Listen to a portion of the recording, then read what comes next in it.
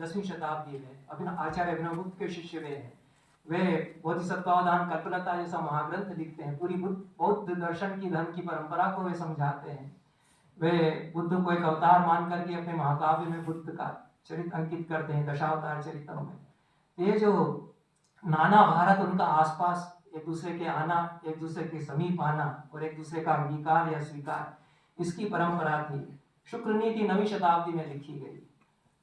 हमारी विद्या की परंपरा जिस पर मैं बात करता रहा हूँ, कितने सब्जेक्ट्स हमारे गुरुकुलों के करिकुलम में थे, पाठ्यचर्या में पढ़ाए जाते थे, और कैसे 1 से 4, 4 से 14, 14 से 18 होते हो गए, कैसे बड़ी हैं विद्याएं।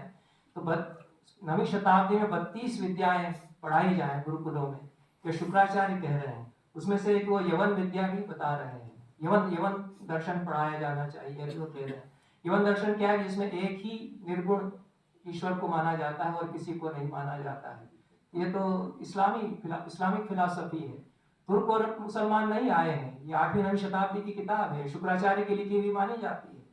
तो ये भी एक भारत है जिसमें कि पंचतंत्र का अरबी अनुवाद होता है, आदान प्रदान होता है, जिसमें ज्योतिष रमल सीखने के लिए नीलकंठ जाते हैं मौलवी के पास।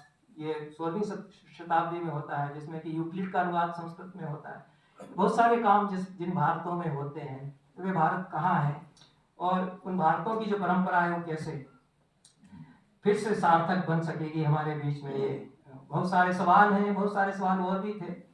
तो कौन से भारत को हम बचाना चाहते हैं? जो मंदिरों को तोड़ने वालों का भारत है। राजाओं ने मंदिर तोड़े हैं, बहुत सारे उदाहरण है मेरे सामने, वो लूटे भी हैं। बौद्ध विहारों को तोड़ा गया है। उन लोगों का भारत हमको बचाना है, या जो मंदिरों को भी बचा रहे हैं, बौद्ध विहारों को भी बचा रहे हैं? ऐसे राजाओं की भी कथाएं।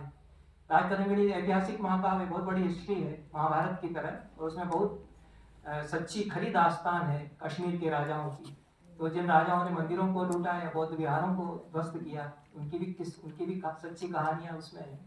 और जिन्होंने बनवाए, शिव के भक्त हैं लेकिन बौद्ध विहार फिर से बनवा रहे हैं। किस भारत को हमको बचा करके रखना है? तो भारत के भीतर एक सुनने वालों का भारत भी रहा है, जो समाप्त होता लग रहा है। बड़ी बड़ी समस्या है ये, हम सबके साथ है वैसे, कि सुनने की कला हम भूल गए, जो हमारे पुरखों के पास थी। केवल कहना ही काफी नहीं है, तो सुनना उससे ज्यादा जरूरी है। श्रवण की कला हम लोग भूल गए। ये वेदांत में तो पहला स्टेप माना जाता है। मुक्ति के जो उन्होंने साधनाएं बताई हैं, उसमें श्रवण पहले है, फिर मनन है, फिर निधिध्यासन है। आप सुनेंगे नहीं तो फिर क्या गुनेंगे? सुनने के बाद ही आप गुन सकते हैं। तो यह हमने सुनने की कला इस भारत में कदाचित गंवा दी है। हम सामने वाले को बिना पूरा सुने हमलावर हो जाते हैं। भारत बकबकियों का देश कंट्री के अर्थ में बनता चला जा रहा है। जो लोग इस मुल्क को भारतवर्ष कहते हैं, हालांकि मैं भी उनमें शामिल हूँ, उन्हें यह अच्छी तरह समझ लेने की जरूरत है कि भारतवर्ष तभी तक भारतवर्ष है जब तक उसके भीतर कहीं किसी कोने में, कहीं किनारों पर, कहीं हाशियों पर कई भारतवर्ष मौजूद हैं। इनकी मौजूदगी में भारत बना हुआ है। एक महिलाओं का भी भारत है, एक नौजवानों का भारत है, बच्चों का भी भारत है। भारत के भीतर एक भारत वह भी है जिसे जबरन धकेल कर बाहर करने की कोशिशें की जा रही हैं, पर वो भारत है कि अपनी धुन में मगन है, वह यहाँ से हिलने और टलने वाला नहीं है।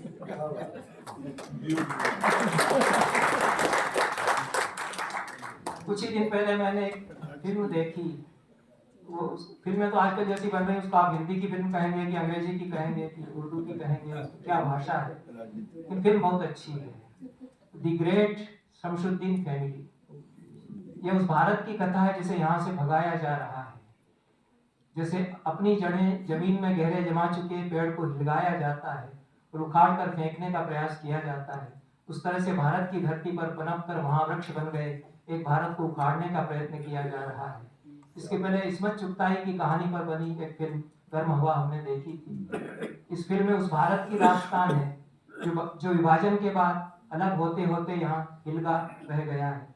यह कैसी गहरी टीस और पीड़ा झेलता भारत है जिसका अर्धांग काट कर कहीं और प्रत्यारोपित कर दिया गया है और शेष अर्धांग घावों का दर्द भोग रहा है।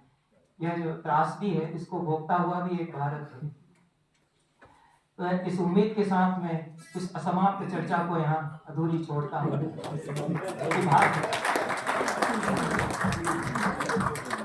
कि भारत के अधूरेपन को दूर करने के लिए उसकी समग्रता का बोध हमारे भीतर पुख्ता होता रहेगा।